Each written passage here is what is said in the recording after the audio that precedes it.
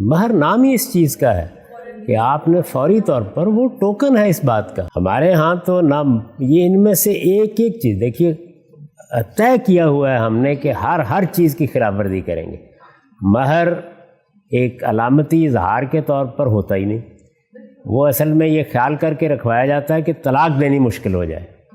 حالانکہ میں کبھی نہیں سمجھ سکا کہ پیسوں کی وجہ سے جو خاندان بنایا جائے گا وہ کیسے قائم رہے گا، چلے گا کیسے.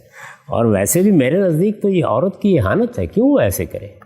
اس کو عزت کے ساتھ وہ مہر ملنا چاہیے فوری طور پر. بہت زیادہ رقوم بعض اوقات لکھوا لی جاتی ہیں، اور بعض اوقات اس سے زیادہ مزے کا خیز صورت ہوتی ہے. آپ کے ملک کے ایک بہت بڑے آدمی کی بیٹی بھی، اور جو جہاں وہ شادی کر رہے تھے وہ بیٹا بھی، دونوں مجھ سے بہت محبت کرتے تھے.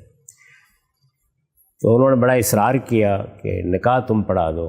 مجھے ویسے میں آپ کو بتا دوں کہ یہ اس طرح کی چیزوں سے بڑی وحشت ہوتی ہے. میں طبعاً اس کا آدمی نہیں ہوں، لیکن وہی محبت کا ایک اصرار ہوتا ہے. تو میں چلا گیا. اس وقت وہ خاتون جیل میں ہے، ان کے لیے دعا بھی کیجیے. تو میں چلا گیا.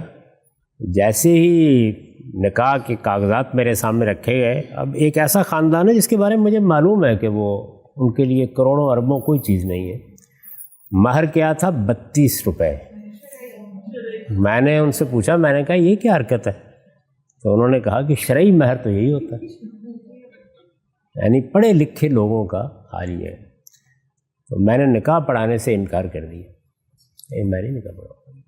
آپ عورت کے لحاظ سے اور مرد کی حیثیت کے لحاظ سے مہر طے کریں. تو ہمارے ایک بزرگ سیاستدان چودھری شجاعت صاحب وہاں تھے، وہ پھر گئے، انہوں نے جا کے کئی لاکھ روپے کا مہر طے کرایا. اس کے بعد میں نے نکاح پڑھا اس کا.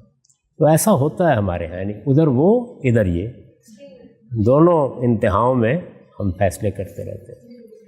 صحیح طریقہ وہی ہے کہ بہت شائستگی سے بیٹھ کے طے کیجئے کہ آپ کی حیثیت کیا ہے. عورت کو حق ہے کہ وہ مطالبہ کرے، یعنی وہ یہ مطالبہ کرے کہ مجھے گھر ملے گا یا نہیں، میں الگ رہوں گی یا نہیں، میرے نان و نفقے کی ذمہ داری کس طرح پوری کی جائے گی، اگر میں ہاؤس وائف ہوں تو میرا جیب خرچ کیا ہوگا جو باوقار طریقے سے مجھے ملے گا. یہ سب مطالبات وہ کر سکتی ہے. حق مہر میں آپ جو چاہے لے لیں، لیکن وہ پھر آپ کو ملنا چاہیے، فوری طور پر آپ کے پاس آ جانا چاہیے.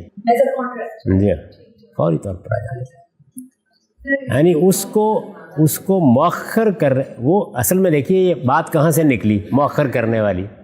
یہاں سے نکلی کہ عرب عورتیں یہ کہتی تھی کہ میں اس سے کم حق مہر پہ نہیں کروں گی، مجھے تو 1 لاکھ دینار چاہیے. اب وہ مرد بیچارہ کہتا ہے کہ بیوی دیکھو شادی کر لو، میں قسطوں میں دے دوں گا. وہاں سے اصل میں یہ بات پیدا ہوئی اور اس کو لوگوں نے یہ صورت دے دی. ورنہ یہ تو ٹوکن ہے، آپ کو ہر حال میں رکھنا. یعنی جو اسلام نے یہ اجازت دی تھی کہ یہ میرا قانون ہے، اس سے ہٹ کر تم جو معاہدہ کرنا چاہو کر لو، تو وہ معاہدے ہونے لگ گئے کہ ٹھیک ہے مہر تو تم میرا مقرر کر دو 2 لاکھ، لیکن میں لے لوں گی 6 مہینے بعد. اس سے یہ اصطلاحیں وجود میں آ گئی، معجل، غیر معجل. معجل کا مطلب ہے اگر عین کے ساتھ ہے فوری طور پر دے دیا جائے.